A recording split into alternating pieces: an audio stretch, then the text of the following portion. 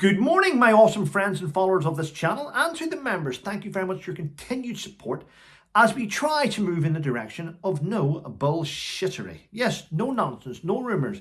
What we talk about here is things that we have researched, we've looked at, people we've spoken to, and the information that we've gathered through experience, which can sometimes be frowned upon by the old fact checker, who usually are not as qualified as you to make decisions on your content. Quite strange, isn't it? But that's how it works in this wonderful free world.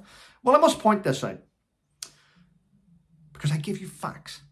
In the past, we now know, because we've seen it, an individual associated with Harry and Meghan, Christopher Boozy, he appeared in their Netflix documentary. Yeah, he did a hit piece on me maybe about a year or 2 years ago in the Rolling Stone magazine, where he accused me and this YouTube channel of being problematic. Now, that's a word that he used. He was saying that I was a hate channel when I wasn't. Basically, this is what they did. They went after people like myself that have experience in military, experience on their front line, who called the fake prince's frontline actions out. I called them out, and I tell you why I called them out.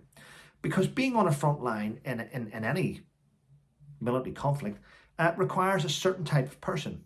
Now, I think we all know that back in the Falklands War, Prince Andrew was in a helicopter and he did things, he rescued people, right? But he wasn't sent in. He was under pressure. But you got to bear in mind, round about the time where he was doing that, we'd Harrier jets around providing cover. So many years later, 30 years later, we have a prince in Afghanistan who was protected not only by aviation, unmanned aviation, and GPS trackers everywhere, and special forces teams out everywhere. Yeah, exactly. Not really frontline, isn't it? Imagine me taking my team out on a patrol, but before I go out, there's an intelligence brief to the United Kingdom Special Forces to say, Trevor Colt's going to be taking his team here, here, and here. Prior to him getting there, I want unmanned aviation up to have so we can have a clear video footage of what's in that area. Send out the search teams, make sure he doesn't walk over IEDs. And I'll need snipers in this location and this location. Overwatch. We've got ARF, reaction force, on standby. We already have a platoon on the ground in this area providing satellite. So when he's out doing that and getting his pictures for the media, it'll look like it's, you get what I'm trying to say. Anyway, put that aside. So as they were doing hit pieces on me and trying to destroy my reputation, how can we stop people taking Trevor seriously? Well, if we constantly report him for fraud and theft and charity this and charity that, it will destroy his reputation and no one will take him seriously. I know your plan. It didn't work though. So how else? Omid Scobie arrives on the scene as a friend of the Harkles, the Markles, the hostage and the handler. And he starts putting out shitty tweets about me. Didn't know who he was. I once looked at him and I thought, is he a waxwork? Is he a real life waxwork? No way this person's human. Turns out he is human. And he does look like a waxwork. But he classes himself as a really informed journalist. Do you know how you class yourself as an informed journalist these days? You latch on to a celebrity and they give you their story and you write their story. Straight away it catapults you into some sort of journalism thing. No, it's not. YouTube's filled. This platform is filled with journalists. Filled with journalists. A journalist is someone that reports the news to you through a platform. And that's what people do. Yeah.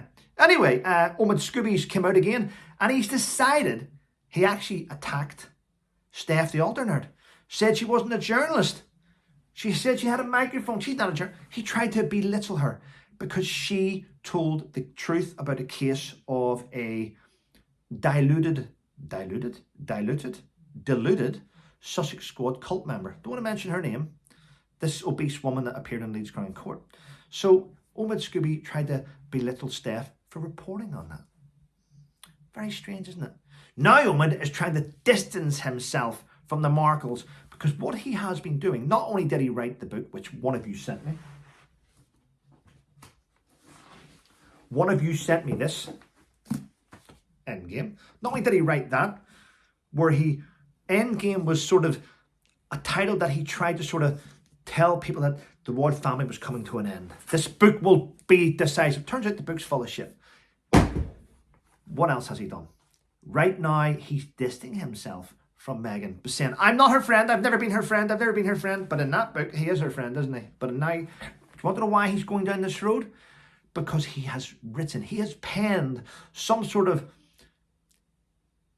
Timu type royal story for Netflix. Yeah, a Timu type royal story for Netflix. In my opinion, but without prejudice, I believe he's penned this with the Markles.